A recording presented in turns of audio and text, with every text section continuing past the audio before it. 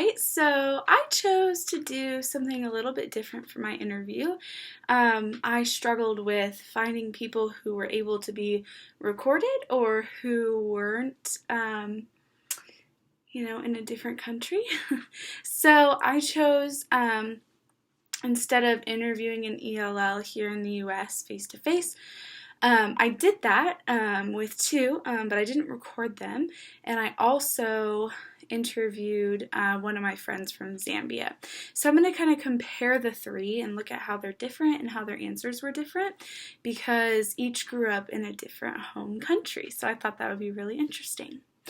For my first interviewee, her name is Dinah Daka, and she lives in Zambia. She goes to the school that I work at in Garnetton, which is a small town.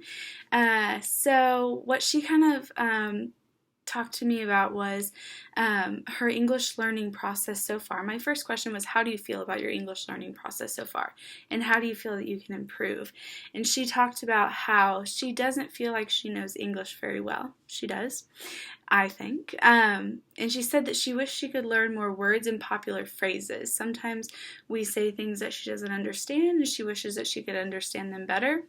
She'd like to learn more of that kind of thing. She wishes that she was surrounded by more people who speak English more regularly so that she could transition into English rather than Bemba, which is her home language.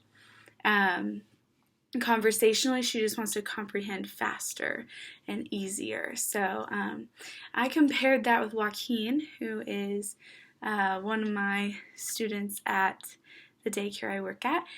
He was originally taught Spanish by his mom, but quickly learned English after.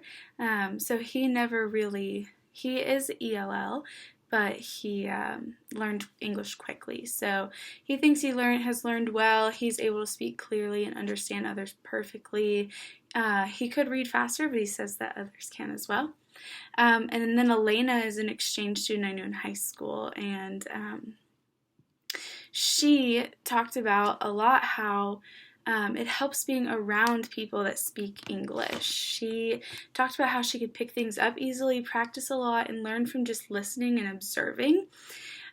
She's still learning a bit, and she wishes she could understand things. She said, how do you say slang? She wishes she could understand slang better, but she doesn't sometimes get things that don't make sense to her, like idioms or metaphors, figures of speeches, stuff like that. So my second question was, what was one thing that your teachers did for you that was helpful for learning English, and why? Dinus from Zambia said pictures and songs. When she was learning English, pictures helped her visualize things and connect them to words and sentences. Songs helped her remember things like the days of the week or rhymes especially. She said songs helped her a lot because her preschool teacher taught mostly in English, which began to integrate her into the language itself. Joaquin's mom taught him, not a teacher, right before he entered school, but the teacher did helpful things for him, like helping him learn to read better and just help him when he needed help. Demonstrations and illustrations and examples helped him a lot. They helped him see things and not have to try to work it all out in his head. And Elena said the thing that helped her the most was making friends with Americans. It wasn't anything that the teachers did necessarily. She said she was shy and she didn't speak a lot. And she began to understand and listen better just from listening from a distance. It helped to have good friends that would correct her nicely and help her get them better. Her teachers didn't help much. It was a hard choice to come to the U.S. because she knew very little English, but it was the people around her that helped her. And then I asked them to describe one of the greatest role models in their life and why this person is so influential to them. So Dinah said Christy, and because she lives a good example of God, and she's strong, and she knows what she wants. She said she thought it was Christy that helped her learn how to get over her past, and that it would only make her stronger. She'd never had someone that loved her and cared about her as much as she did, so that was awesome. Joaquin said his mom, she works hard for him and his brother, and she does a good job. She's a great mom and helps him learn. She's special because the way she tells me that she loves me, a lot of the decisions she's made in her life have been for him and his brother, and not selfish. And he would like to be this person for his kids one day. And then Elena said her host mom was her role model because she provided her with a home and a safe environment when she didn't have one. She helped her through tough culture shock and American confusion. I also asked them where they saw themselves in their future, what they saw themselves doing, and what would make them happiest. So comparing Dinah's answer to Elena's, Dinah plans to go to university and so does Elena, and I think that's awesome because both of them are from different countries. Here in America we have an emphasis on going to university, but in those two countries they don't necessarily have that emphasis on university. So I thought that was really cool that they both wanted to do something like that with their futures. They saw that they would both be happy making others happy. They both said that. And then Joaquin says he thinks he wants to play pro baseball one day. He'd be happy with that. And then I asked them what their interactions with English speakers were like.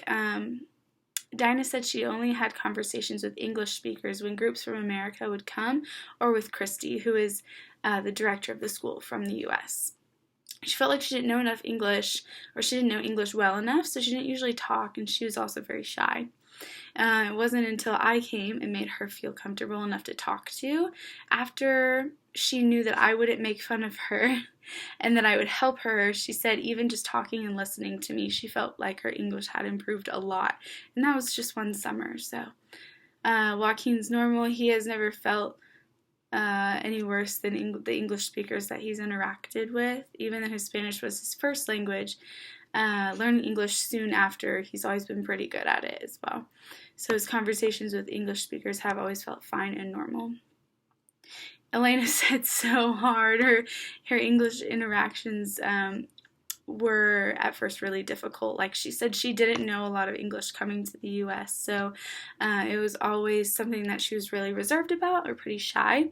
But she said no one ever made fun of her or anything. That's nice. Many people were nice and knew she wasn't a native English speaker, so they often helped her, which helped her ultimately learn a lot. So comparing these three, I thought it was really cool to look at them all side by side and see the difference, because they all come from different countries. One of them from Zambia, one from America, and one from Spain. So I definitely thought it'd be cool to look at them all side by side and compare them.